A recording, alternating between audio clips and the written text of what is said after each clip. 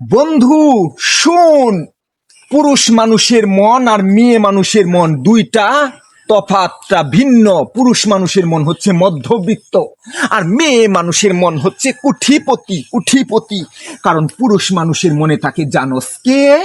খালাত্তো বোন, খালাত্তো বোনের বান্ধবী, মামাত্তো বোনের বান্ধবী, ফুফাত্তো বোনের বান্ধবী, জ্যাঠাত্তো বোন এবং চাচাত্তো বোন ও চাচাত্তো বোনের বান্ধবী।